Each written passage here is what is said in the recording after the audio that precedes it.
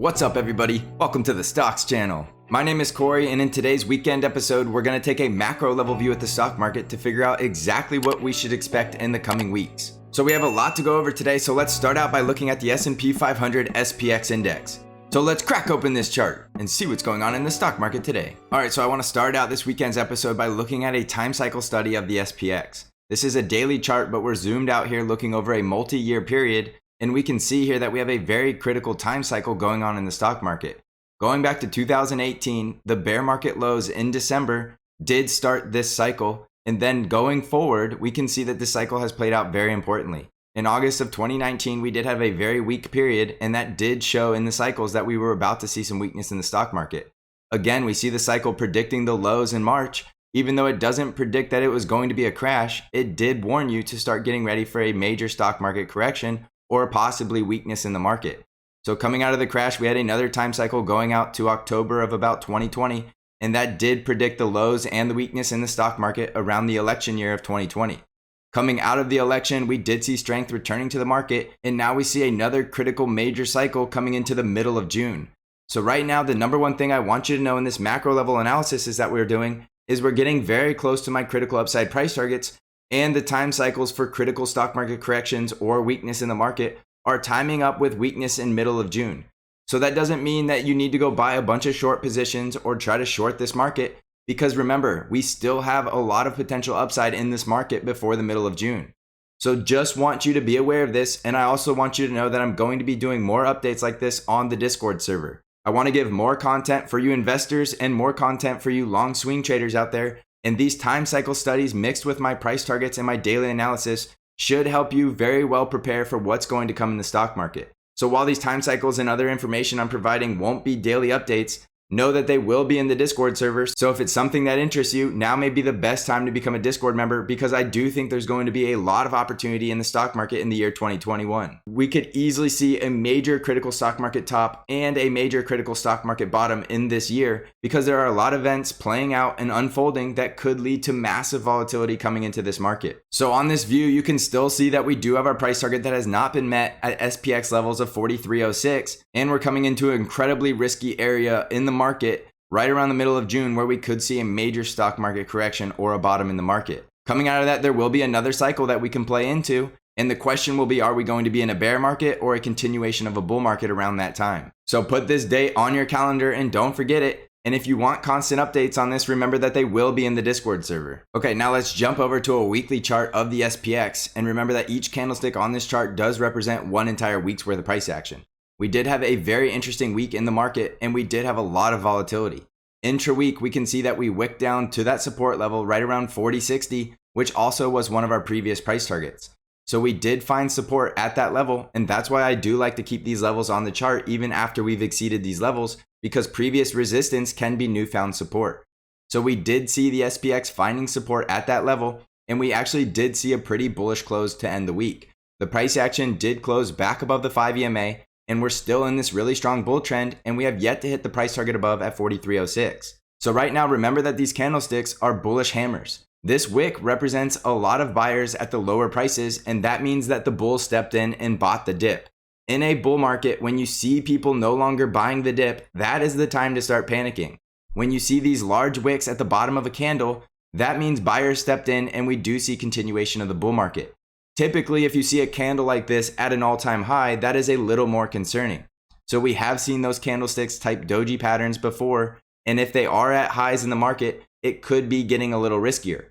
But we already know the market is getting riskier as we approach my price target at 4306. From last week's close to the price target is about 3% more upside. Remember, the higher the stock market goes, the riskier it gets. As you see prices continuing to climb, risk is increasing in the market because the market is now trading at prices that are higher than ever before, and market participants are taking on more risk than any other market participants in the past. So do remember that as we near my price targets, it's not the time to be taking on a ton of leverage or gambling.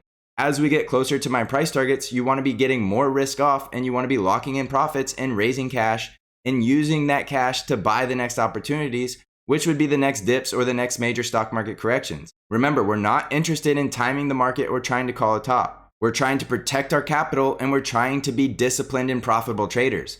So we need to lock in profits the higher we go, and we need to make sure as the market is correcting that we're not jumping on the very first opportunity that presents itself. Stock market corrections usually could take a long time to play out, and that's why it's very critical to understand those time cycles that I showed in the beginning of the episode. So just remember, even though we are in a bull market, we are increasing risk as we approach my price target at 43.06. We have plenty of downside to go in the market after we hit price targets, but there's also always going to be the opportunity that the bull market extends, blasts right through my price target, and the bull market continues to march higher. So don't think just because we get the SPX levels of 43.06 that it's time to be ultra bearish and buy a ton of puts and try to short the market. I'm not suggesting shorting a bull market ever. If you're going to short, wait for a bear market or wait for a critical test of resistance and a rejection at that level. Remember, we're doing objective analysis, and right now we want to be a bull because we're in a bull market. Nothing on this chart says bear market. We see the exact opposite. We see bullish price action over the 5 EMA, and we see a bullish trend. We see critical support holding up, and we see buyers of the dip in the SPX as we continue to march higher towards that price target. So next up, let's jump over to a monthly chart of the SPX, and we still see a very similar sign on the SPX. We're within the upper Bollinger Band, which does suggest that we can continue to push higher, and we still see the price action above the 5 EMA, and all of these moving averages on the monthly chart are still stacked to the bull side. So nothing on the weekly chart or the monthly chart in the SPX tells us that we're too far overextended and that we cannot go higher. Remember, the price target is still higher and we have yet to hit that. Even though we do see risk increasing, this is not the time to be predicting a top just yet. Let's also jump over to the bear bull survey, and we can see that the survey this week has significantly less bulls. Remember, this is a contrarian indication, and the more bulls we see, the more defensive we want to become. So right now, we actually see the bull number reducing from late April. Remember, we had over 52% bulls in late April, and I told you that was a warning sign that everybody was getting greedy. So there's no surprise that we just went through a stock market correction in the SPX and the NDX at the very same time that we saw the bull number increasing past 50%. So remember, as a contrarian indication, we're seeing a reduction in bulls as we continue to go higher, which might actually mean that we could reach that price target I'm showing on SPX levels of 43.06. That doesn't guarantee we're going to get there, but it does help that we're seeing a reduction in bulls as we start marching towards that target. We see a lot of people joining the neutral camp at over 36% in the neutral camp, and we're at about 27% bears. Usually, you're more likely to see a blow off top the more bears we get because those bears will get short squeezed. So right now, it doesn't necessarily look like we're going to get a blow off top scenario because we don't see too many bears. If that changes and we see the neutral people joining the bear camp, that could mean we blow off the top and we actually exceed the price target I'm showing, and we actually go even higher before the next major correction. So right now, the blow off top scenario does not look likely in the SPX, and it does imply that we'll see a very healthy correction after we get to that level. So watch the bear bull survey, and I'll continue to update it on the Sunday videos so that we can always know where the retail sentiment lies. All right, next up, let's take a look at the NDX weekly chart, and we did see the NDX having that fourth week of the correction. We see a very similar candle on the NDX with a huge wick on the lower side, which does imply that there were buyers of the dip. The NDX did close over top of that 20 simple moving average, which is very critical. Remember, in a bull market, we don't want to see price action closing below the 20 simple moving average. So we passed that test on the price action, and we have still yet to see the bull trend reverse. Do we see weakness in the NDX? Absolutely, but that's to be expected after a correction to see some weakness. We did not fail any critical support levels, and we still see the price action and the trend remaining bullish. So right now, coming out of this tech correction, remember that opportunity arises. The lower prices go, the less risky they become, and the more likely people are going to take on risk. So while I'm not saying that the NDX has to go higher from here, we could continue to go lower. I am telling you that there could be a lot of investors and a lot of sentiment changing in the growth funds, and we could actually see money returning to the tech sector as well as some of these other growth stocks. So right now, looking at the NDX, I see potential opportunity for a chance to push higher from here and try to form one more all-time high before the middle of June.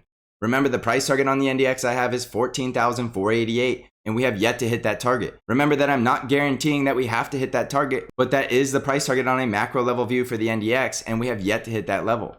From this week's close to that level still implies that we could go up about 8% on the NDX. Remember, don't put too much weight on that number because it is still possible we go lower if we do see closing prices below this 20 simple moving average. So the NDX is at a very critical moment where if it goes much lower, it will start looking bearish and it will start breaking down the bull trend.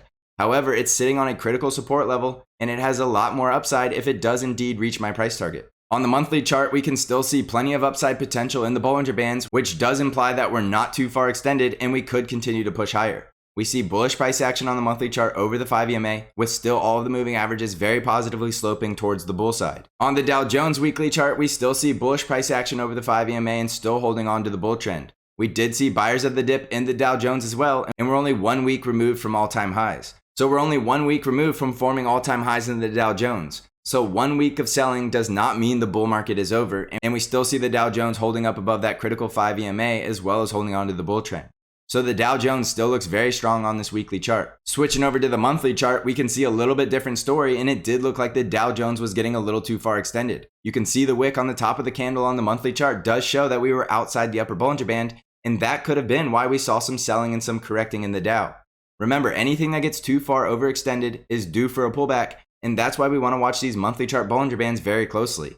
We saw the Dow getting too far extended, and now we see it cooling down a little bit, and we don't know exactly where this monthly candle is going to close because we're only halfway through the month of May. However, we do know that the trend is still bullish on weekly and monthly charts, and the price action is still over the 5 EMA. Next up is the Russell 2000 weekly chart, and we see the Russell 2000 also finding critical support above that 20 simple moving average.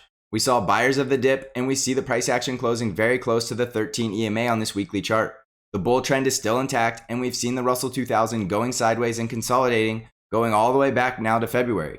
So when something consolidates for this long, it's building up energy for an enormous move.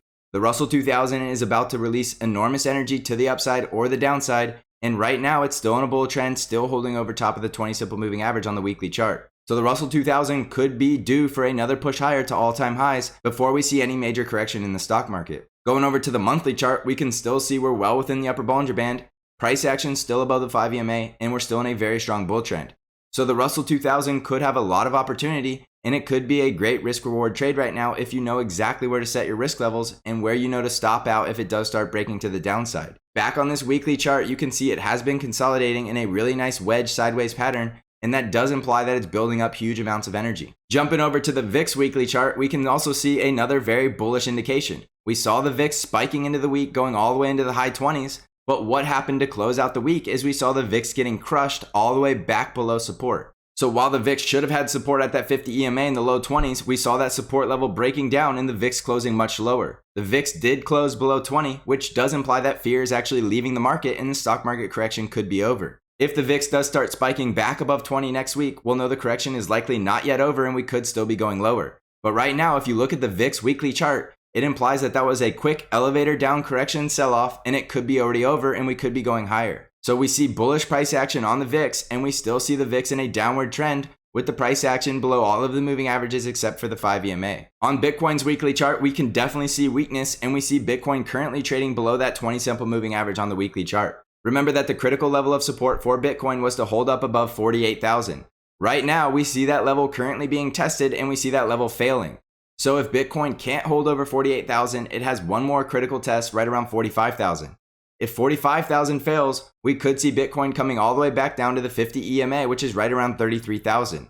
So we're very close to potentially seeing Bitcoin breaking down, but I don't want to sound the alarm just yet because we have not seen the confirmation of the breakdown. Just remember, if Bitcoin does break down below 45,000, it could be coming all the way back down to the low 30,000s. Do know that that is a very risky situation, so if you're trying to buy at these support levels, understand your risk level is on a break and close below 45,000. We could still find support right around 41,000 as well, but that is not one of the stronger support levels, even though it could hold up, so definitely keep that number in mind as well. We still see Bitcoin holding on to the bull trend on the weekly chart, but if the price action starts closing below the 20 simple moving average, the price action is going to give us a quicker indication that something is going wrong in the bull market, and the trend will validate that that bull market is broken down later on. So use the price action as the critical indication, and a price action close on the weekly candle below 48,600 will be the sign that Bitcoin is going much lower, and then I would say wait to buy at the lows once we see a critical support level holding up. Remember, you don't want to try to catch a falling knife, so if you're buying at these support levels, just remember and be prepared to dollar cost average much lower if those levels do break down. So to summarize this video, let's go back to the time cycles on the SPX, and I do want you to remember that there could be a critical cycle low coming into the middle of June. That doesn't mean that we're going to start seeing a major correction starting now, because we still have plenty of weeks before that moment. Remember, the stock market takes the stairs up and the elevator down. So a correction or a major time cycle low predicting the middle of June could mean that we still have 2 to 3 weeks left in this bull market before we start to see the weakness in the selling. So I don't want you to get overly bearish, and I don't want you to try to go and use this information to short the market on Monday. Remember, we still have upside price targets that have yet to be met, and those price targets are usually what will trigger a stock market correction. Remember, we stay objective on this channel and we let the price action and the trending do all of the talking. The price action and the trending are still bullish. Even though we are predicting a cycle low in the middle of June, we have to respect the fact that the day-to-day analysis that we do in trading the chart in front of us does imply that the stock market is still bullish and still wants to go higher. So remember, all of this information is going to be kept up to date and detailed out in the Stocks Channel Discord server, and I will be bringing plenty of trade ideas when the opportunity arises if we do see a deep stock market correction. So I said it before and I'll say it again. I think now could be one of the best times to be one of the Stocks Channel Discord members. The stock market in the year 2021 could be presenting some very great opportunities, and we could see some very great buying opportunities coming up. So I want you to be prepared, and I want you to know that risk is increasing the higher we go, and I want you to be patient during the stock market correction because you don't want to try to catch a falling knife. We never know how deep a stock market correction could go or if it's going to turn into a stock market crash. The best example of that I could use is go back to March 2020, and even though we did see a huge pullback from the highs, we did continue to go lower, and we did hit a very critical bottom that nobody would have predicted. Remember, March 2020's crash set history, and nobody saw that deep of a correction in that short amount of time coming. So when I say don't try to catch a falling knife, that's exactly what I'm talking about, and that's why you have to stay disciplined and you have to be patient in the stock market. So that same logic applies in the other direction. Don't be trying to short this bull market just because I'm predicting a low possibly in the middle of June.